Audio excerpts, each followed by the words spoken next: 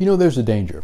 And the danger is that when you're a sales professional or an entrepreneur, you can wind up drifting in your focus and focusing on prospects and clients who are not as lucrative and not as relevant and substantial to your business.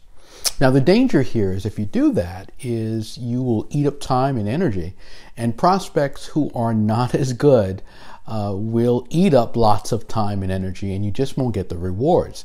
You won't get the financial rewards, and most important, you won't get the strategic rewards. Because when you work on clients and prospects that are better for your business, the strategic rewards are enormous. First of all, you learn more about how to close business with those kinds of clients. That's one of the most important things that you can learn when you're out there prospecting, selling, trying to closing, dealing with objections, managing a territory. It's how do you deal with those clients and bring them to a successful conclusion. Now, if you're not tackling the hardest clients, you'll never learn that. So you have to really focus on those clients who will teach you the most. And of course, the ones that will teach you the most, which are the most difficult, which will be the most significant, are the ones that will produce the better financial rewards. So you got to really get focused in your efforts, focused in your business, focused in your territory, and go back to those clients and prospects who you've been resistant in dealing with, who you are afraid of, you're intimidated by, that you don't want to go through the stress of dealing with, that you think you're not the right fit for, or they think they're not the right fit for you. Go back to them and sharpen your sales skills with those clients. What I found is in dealing with the better opportunities, the more lucrative opportunities, the more difficult opportunities, I have become better at selling and closing business. Now, how do you do that? The first thing you have to do is re-engage or engage. So you have to look at your territory, your pipeline, look at your list of prospects, look at those people you want to do business with, those people who you think, wow, it'd be great to have those as a client, the person as a client. Great to have that company as a client.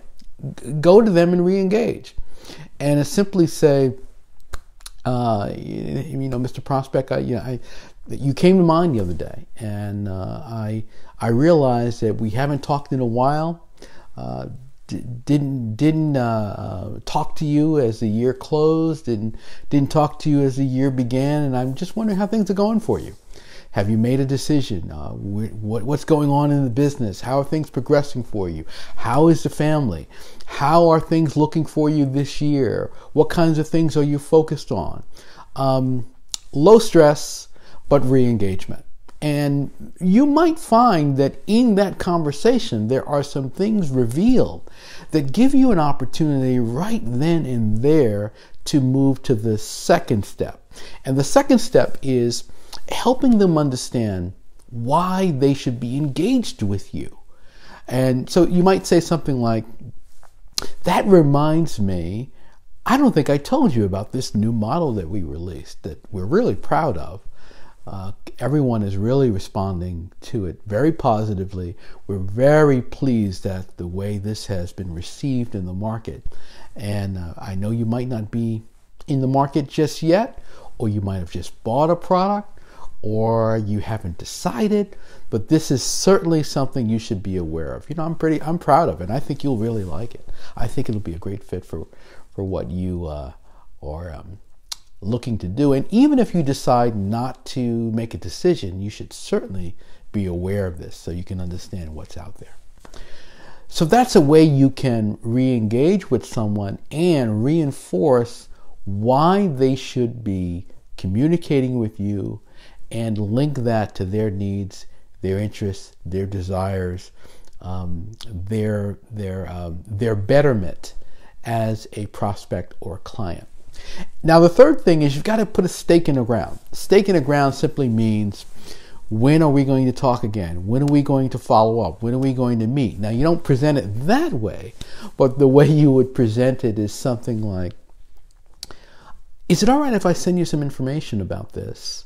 and you can take a look and tell me what you think about it. Tell me if it's a fit for you. I'd love to get your impression of this. I know you've been out there looking at things. You've been looking at products. You've been looking at models. I'd love to see what you think about this.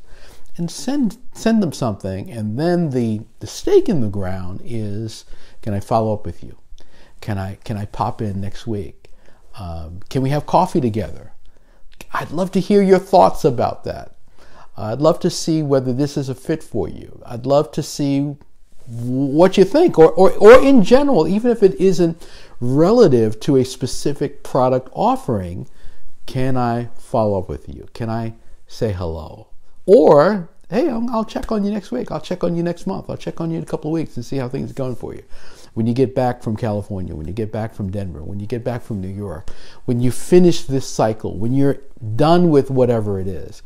In other words, get re-engaged, get a process going, and get some dialogue going and a process and a system going with the client that is most lucrative for you, most beneficial for you.